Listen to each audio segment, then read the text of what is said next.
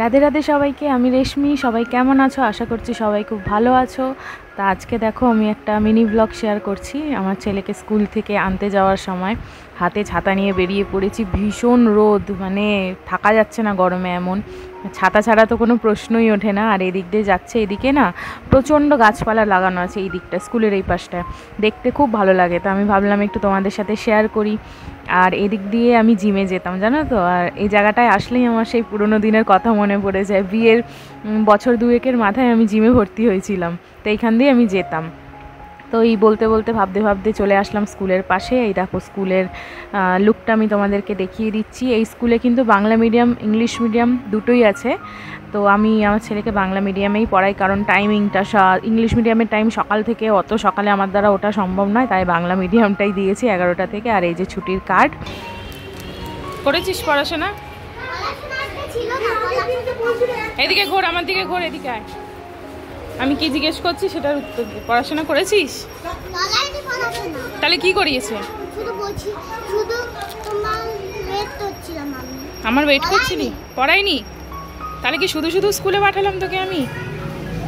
এখন কিন্তু আমি কিছু কিনে দিতে পারবো না, আমার কাছে কিন্তু কোনো টাকা পয়সা নেই। দাদু তোমাকে একটা বল কিনে দিয়েছে, ব্যাগে আছে, বাড়ি গিয়ে বলটা আমি তোমাকে দিয়ে দেবো। এই যে এই বলটা দিয়েছে। খুশি? কারো মাথা ফাটাস না কিন্তু এটা দিয়ে, এটা কিন্তু খুব শক্ত, মাথায় ব্যথা লাগবে। খুশি? তুই কি করলি ওটা?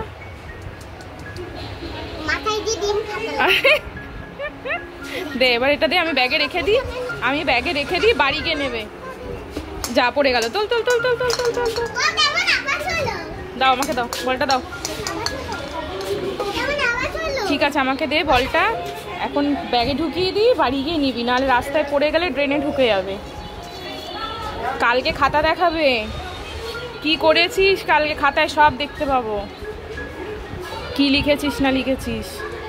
তারপরে বাড়ি গিয়ে ট্রিটমেন্ট হবে, বুঝেছিস? আই লাভ ইউ জান পাখি। মা ছেলে গল্প করে এবার বাড়ির দিকে রওনা দিলাম। এবার এগাচ্ছি বাড়ির দিকে। আর এই যে আমাদের বাড়ি যাওয়ার পথে একটা রাধা মাধবের মন্দির আছে। আমি অন্য কোনো দিন তোমাদের সাথে এই মন্দিরের সামনে গিয়ে ভিডিও করে শেয়ার করব। তো আমি যখনই যাই দুবেলা আমি এদিকে তাকাতে তাকাতে যাই, আমাকে ওনারা আকর্ষণ করেন। যাই হোক, তো দেখো তোমাদের সাথেও শেয়ার করলাম বলে এবার আমি এগোচ্ছি বাড়ির গলিতে। এবার ঢুকবো। এই দেখো বাড়ির গলিতে ঢুকে গেছি। এবারে সামনে আমার সাথে একটা ঘটনা ঘটে। এটা কৃষ্ণ ভক্তের কাছে খুবই বড় একটা অ্যাচিভমেন্ট। আমাদের বাড়ির পাশে একজন কাকিমা আছে, তিনি আমাকে যেখানেই দেখেন গৌরনীতাই বলেন, আমিও তাকে রিপ্লাই করি।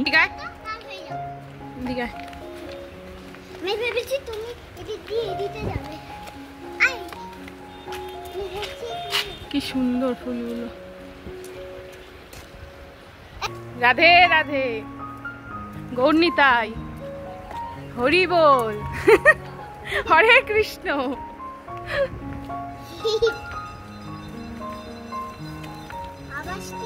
কি বলছে? কি বলছে? জোরে বল।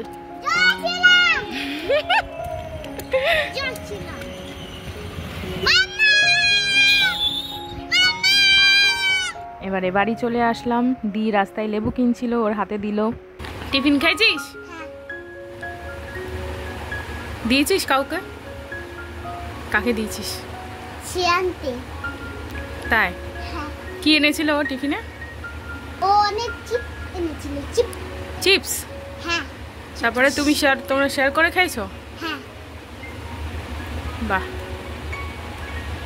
মা ছেলের গল্প কমপ্লিট। আর এখানেই আমি আমার ব্লগটা শেষ করলাম। আশা করছি তোমাদের সকলের খুব ভালো লাগবে।